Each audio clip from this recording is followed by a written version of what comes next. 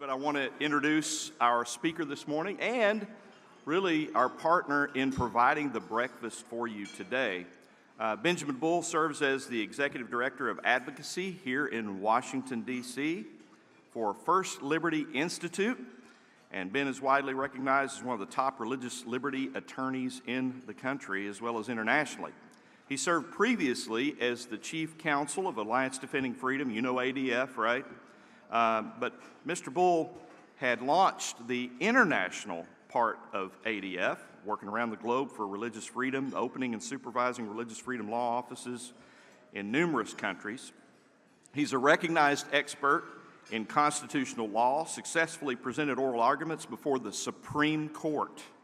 This dude knows what he's talking about, okay?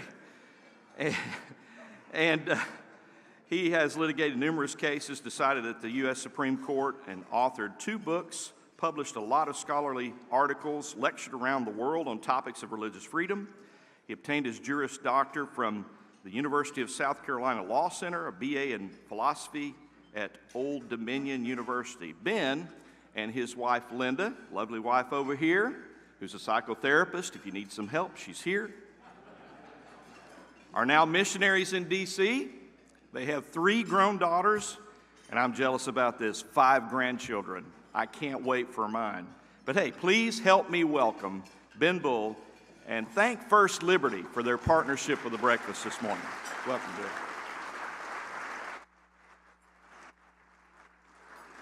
Well, good morning, Watchmen. Hope it's not too early to jump right into some things. My name is Benjamin Bull, and I do lead the First Liberty Institute office in Washington, D.C. First Liberty is about 20 years old. There's a handout. Some of you may have heard of First Liberty. Some of you may not have. I think we put a handout on every other seat. There should be plenty of you if you're curious about it. Please take the information and bring it home with you. We do 4 things, and only 4 things.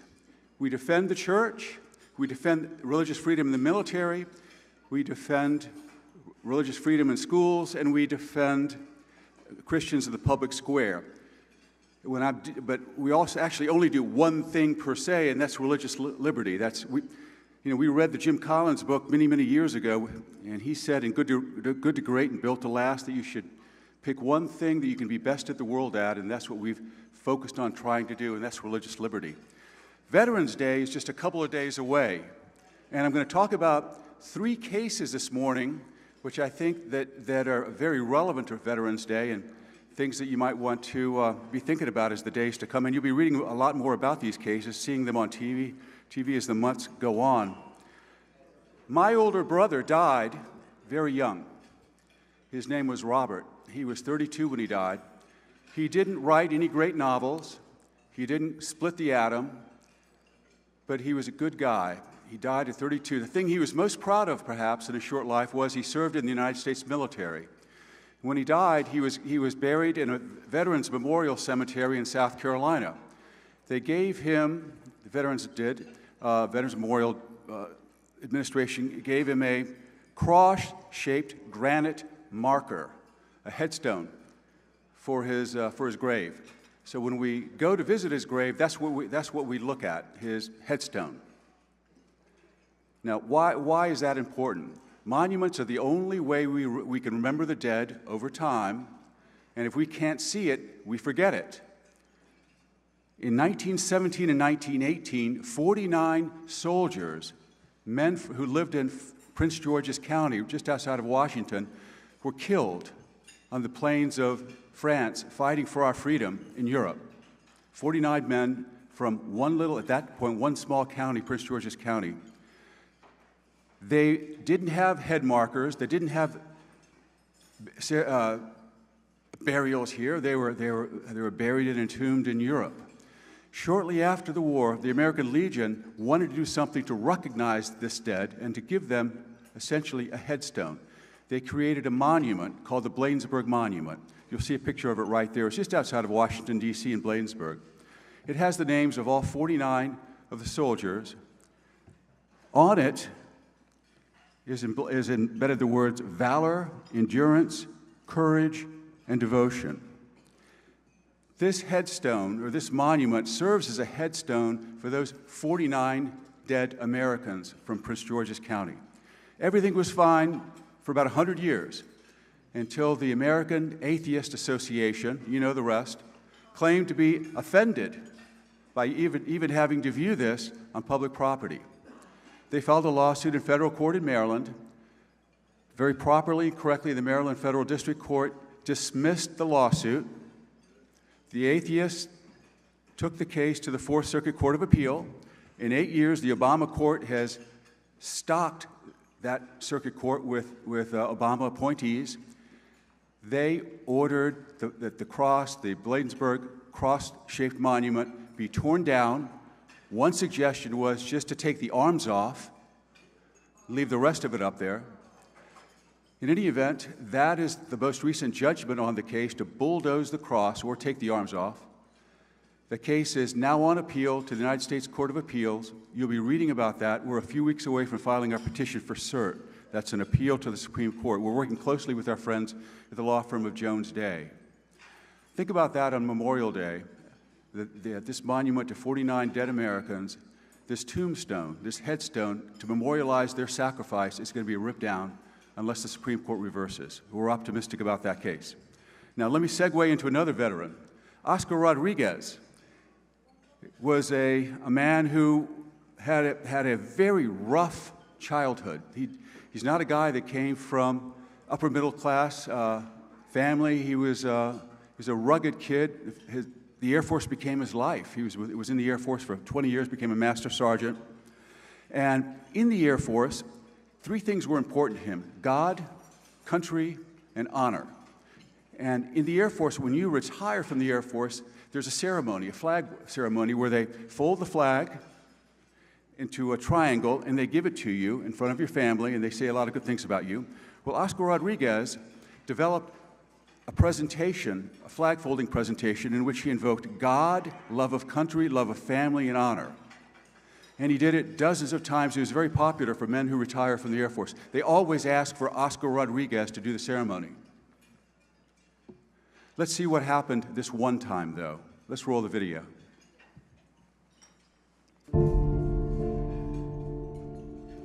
I knew that very early in life that there was something incredibly special about this country.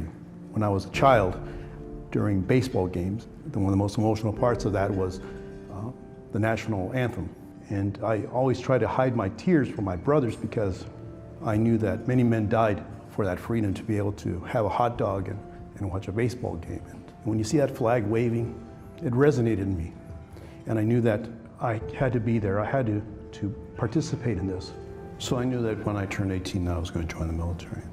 Well, Oscar Rodriguez is a decorated 33-year Air Force veteran and a retiree now. And he has a history of giving very stirring and moving flag-folding speeches at military events and civic events throughout the community. One of the individuals that came up to me and shook my hands, he was going to retire. He says, Sergeant Rodriguez, I've heard that speech on CDs. I heard it in person a long time ago. It would just be wonderful if you could do that for my family. And I looked at him and I said, absolutely. As a private citizen and an Air Force veteran, Oscar has the right under the First Amendment to engage in speech, including religious speech. To have my fellow family throw me out of the ceremony because of the mention of God is beyond me. When Master Sergeant Roberson's commanding officer found out that Oscar was going to be performing this flag-folding speech that was going to mention the word God, he took steps to have Oscar banned from the ceremony. And when he found out that he didn't have the legal authority to ban Oscar, a private citizen, from this ceremony, he then had members of his command in uniform show up to remove Oscar. I stood up, Watch went this. to my position, Watch this. faced the audience, and this individual comes up to me and he says, you're not going to do this, are you?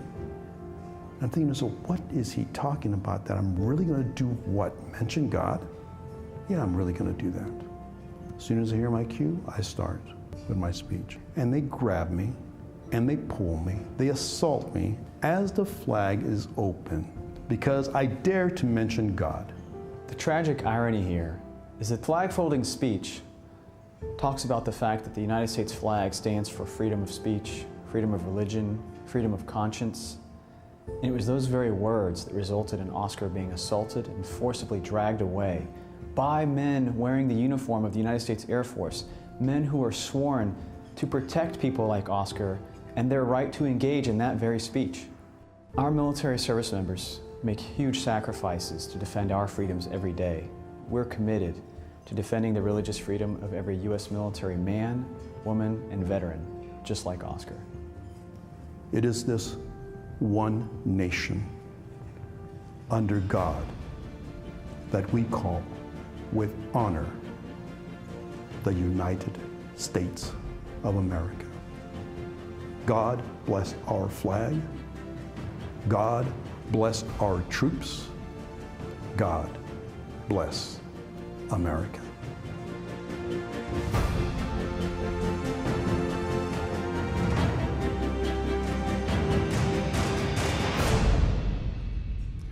So did you see the way he was manhandled for one reason only, because he was going to invoke the word God? In my pocket, I have money that says, "In God we trust," for goodness sakes. Let me segue to Coach Kennedy, a third veteran today, just 2 days away from Veterans Day. Bremerton, Washington. Coach Kennedy was also a decorated war veteran, a Marine in the Marines for many years. He was in Desert Storm, Desert Shield, very highly decorated, came from a rough childhood. After he left the Marines, he wanted to help youth, so he became a football coach. He was a devout believer, and he was the assistant coach for the junior high, for the junior varsity, the head coach for the junior varsity, and the assistant coach for the varsity. After every game, win or lose, after the crowd was leaving, after the players were leaving the field, he would walk to the center of the field, the 50-yard line, bend down on a knee, think of Tim Tebow, by himself, and just give thanks to God that no one was hurt, to give thanks to God for the sportsmanship, to give thanks to God that we were able to have this and participate in this football game today, by himself. This went on for years. There was no problem, until somebody on another team, a parent, wrote a letter to his administration. The letter commended the administration for permitting Coach Kennedy to pray after the games at the 50-yard line by himself. But when the administration found out about this, they didn't send him a kudo or a congratulatory email or a thank you saying, keep up the good work, you're representing us well. They gave him an order telling him he could no longer pray on the football field or any place on the campus. That goes well beyond what the Constitution requires. Teachers on any campus can sit by themselves, shut their eyes, or put their head down, or keep their eyes open and pray. This is what the First Amendment's all about, the free speech clause of the First Amendment. So let's watch this video, and then I'll have some closing remarks. Coach Kennedy, please.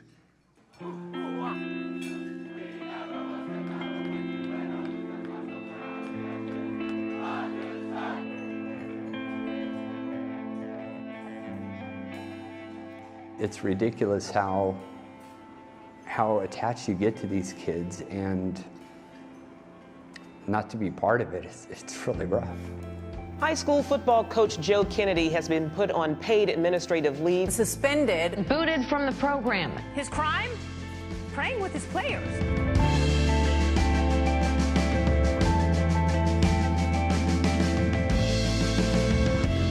And no matter what that score says, at the end of the game... When it first started out, it was just myself. I first started just praying myself, giving, thanks for what the players just did and the opportunity to be part of it. And before long, it started being more and more kids.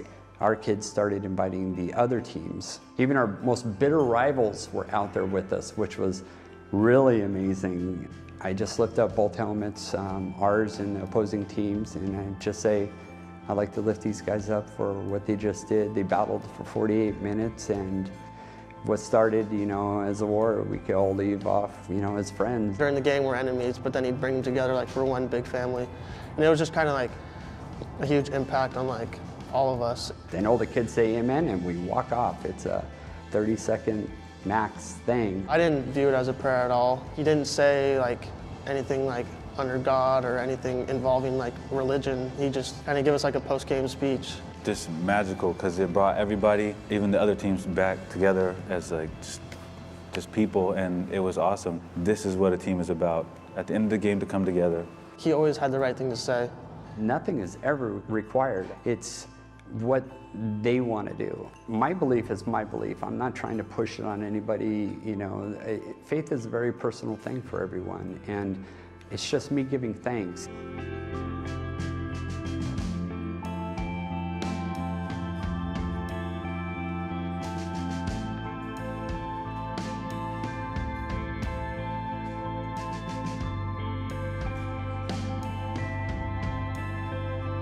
The school district is discriminating against Coach Kennedy on the basis of his religion, on the basis of his religious beliefs and the fact that he is a Christian who desires to take a knee and give thanks at the end of a football game. We filed an EEOC action, that's the Equal Employment Opportunity Commission. So that's a federal agency that handles cases of discrimination in the workplace. Discrimination could be on any number of grounds. In this case, it's religious discrimination.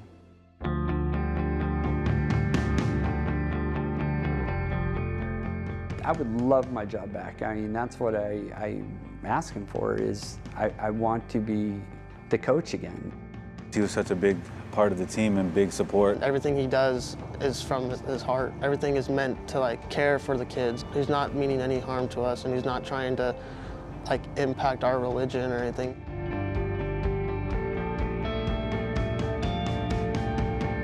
I spent 20 years in the military. This is definitely by far the hardest thing I've ever been through. I really had to just watch the game just like anybody else.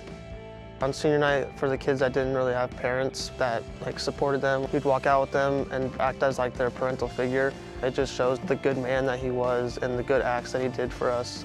I was going through some troubles at home with my dad, and he helped me, just sat me down, talked to me about how it's going to get better no matter what. I wanted him there because he was there for me.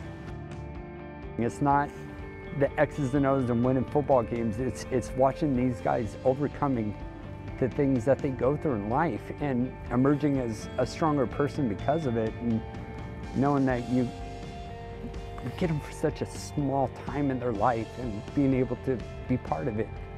That's a blessing. That's what God called me to do, and I'd go through it all over again for them in a second, because I love these guys.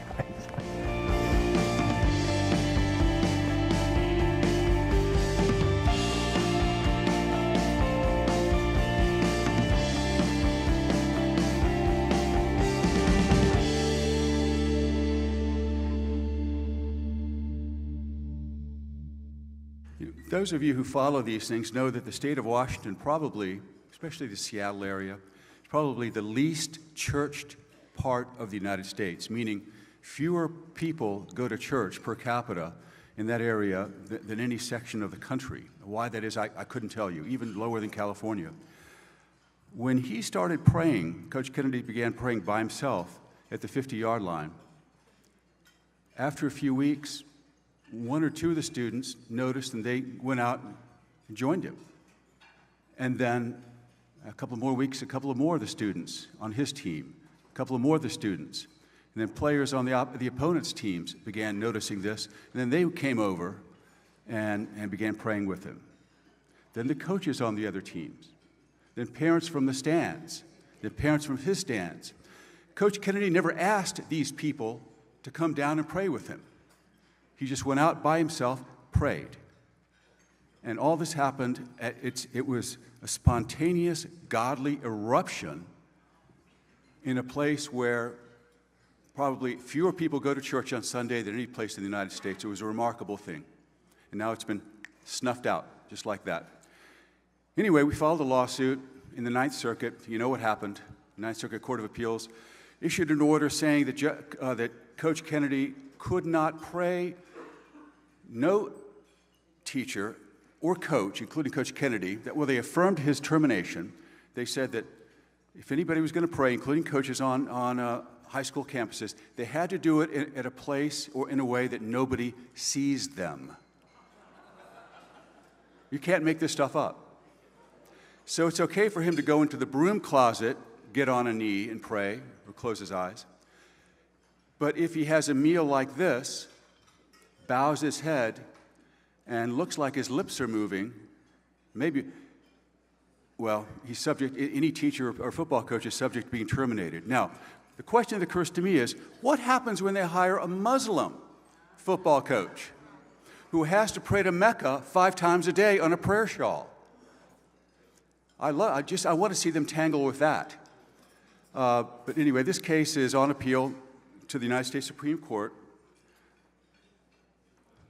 The lower courts, as you know, are stacked with Obama appointees, Ninth Circuit, Fourth Circuit, but we still have 5 fairly reliable votes on the Supreme Court, including Justice Kennedy, who may be retiring, by the way, any day, so expect an announcement. The name of my talk was Religious Freedom, Bulwark Against Freedom. Why is religious freedom a predicate for our freedom? If you look at history, I know many of you know history, if you look at Nazi Germany, the rise of Nazi Germany, the first thing that the Nazis did was to crush the churches, crush the synagogues.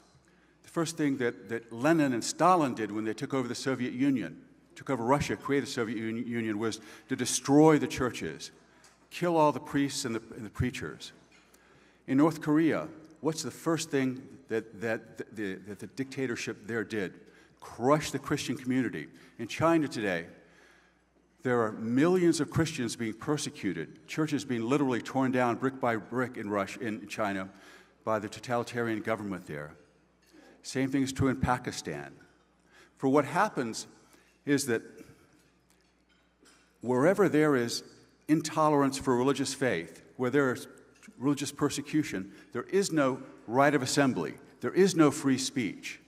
There is no freedom of association.